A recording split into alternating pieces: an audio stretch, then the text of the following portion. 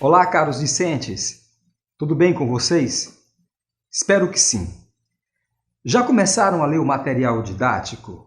Lembrem-se que a leitura do material é fundamental. Nesta videoaula, vamos compreender basicamente dois aspectos: o conceito e a evolução histórica da psicologia e as principais abordagens psicológicas.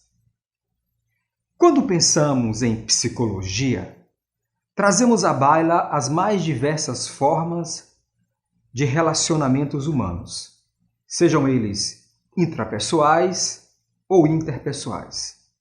As relações intrapessoais envolvem a relação com o próprio ser, vale dizer, a relação com nossos próprios conflitos, sonhos, expectativas, tristezas, alegrias e as mais diversas sensações interiores.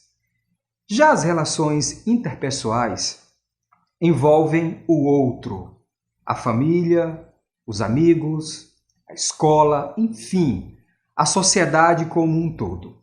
A psicóloga Diná Martins de Souza Campos, em seu livro Psicologia e Desenvolvimento, escreve um conceito interessante e didático sobre a psicologia. A psicologia, diz a autora, pode ser entendida como análise científica do comportamento dos seres animados, tanto do homem como dos animais, possibilitando a compreensão e predição de suas reações ao ambiente ou mudanças em sua maneira de reagir. O fundo histórico de uma determinada área do saber é extremamente importante, uma vez que dá possibilidade ao leitor para entender os mais diversos processos dialéticos de uma dada ciência. Com a psicologia não foi diferente, pois houve todo um processo historiográfico para sua consolidação como ciência. Vamos fazer uma pequena sinopse desse processo histórico. Como de praxe, a história do pensamento humano perpassa pelo pensamento dos gregos.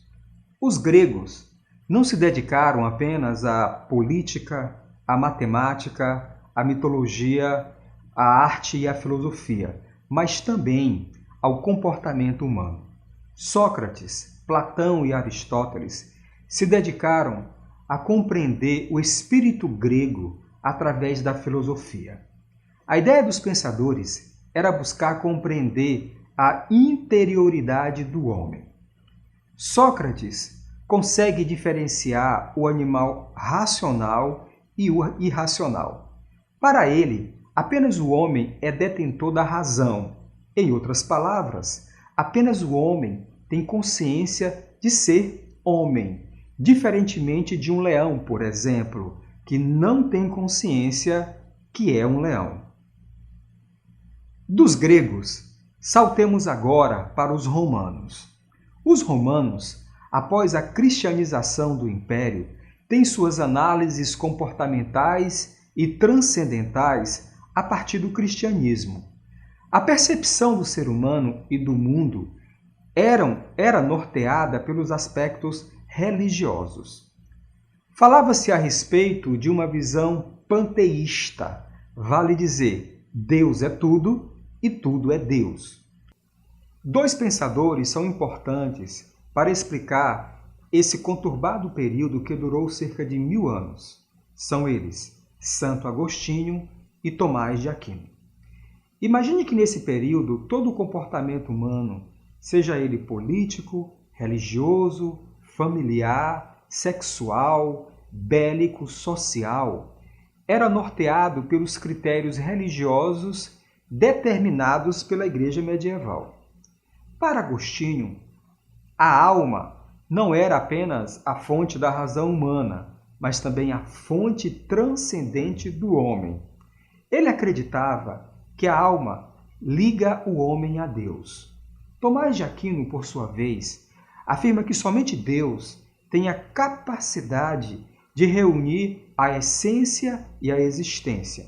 Em termos de igualdade, portanto, a busca da perfeição pelo homem seria a busca de Deus.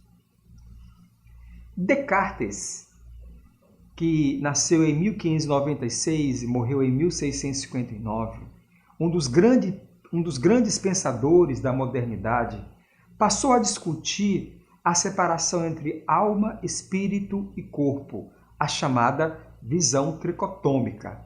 Dizer que o corpo sem a alma não tem nenhum valor, é apenas uma máquina sem vida. Esse pensamento de Descartes influenciou diversas pesquisas fisiológicas do corpo humano. A origem da psicologia moderna aponta para a Alemanha do final do século XIX, a partir dos estudos de Hunter, Weber e Fichte, que trabalharam juntos na Universidade de Leipzig. Posteriormente, seguiram para aquele país muitos estudiosos dessa nova ciência, como o inglês Edward Titchener e o americano William James. E quanto às abordagens da psicologia, vamos falar sobre algumas. Primeiro, psicanálise. Desenvolvida e criada por Freud, a psicanálise busca descrever as causas dos transtornos mentais, o desenvolvimento humano, sua personalidade e motivação. De acordo com ele, o ser humano funciona por meio de duas pulsões inatas, a sexual e a da morte. Psicologia analítica de Jung, ou análise junguiana. Nessa vertente, Jung discorda de algumas teorias de Freud. Para ele, o autoconhecimento é o eixo norteador de abordagem. Segundo Jung, quem olha para fora sonha, mas quem olha para dentro acorda. Quando sonhamos, imaginamos narrativas e nelas são encontradas certos personagens que, de tempos em tempos, vão mudando.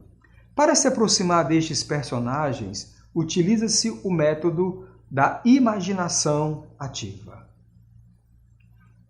Outra abordagem é o behaviorismo, ou analítico comportamental.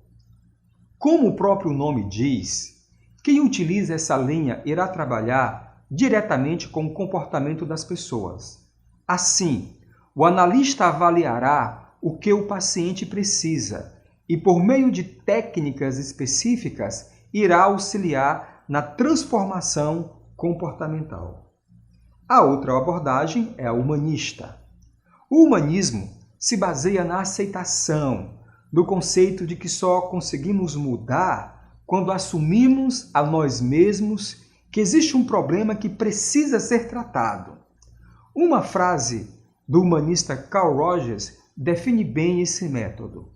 O paradoxo curioso é que quando eu me aceito como eu sou, então eu mudo. Outra abordagem é a abordagem cognitivo-comportamental, ou o TCC. Quem trabalha com cognitivo-comportamental terá seu foco voltado para mudar os pensamentos disfuncionais, ou seja, aqueles que nos fazem perder a fé, por exemplo, em nós mesmos. Como típico, eu nunca vou conseguir fazer isso ou eu nunca faço nada direito. O embasamento teórico aqui vem especialmente dos trabalhos de Aaron Beck, que mostra como cada pessoa tem um jeito de ver o mundo e quando esse jeito muda para uma forma autodestrutiva, começaram a aparecer os distúrbios emocionais. Temos ainda a Gestalt terapia. A Gestalt surgiu entre os anos 50 e 60. Sua teoria veio com uma visão mais integrada, colocando em foco mente e corpo como uma unidade sem cisão. Tem uma visão holística de homem e de mundo, onde um afeta o outro. Acredita que o sentir, o pensar e o agir precisam estar em sincronia e serem respeitados para que haja saúde. Um abraço a todos.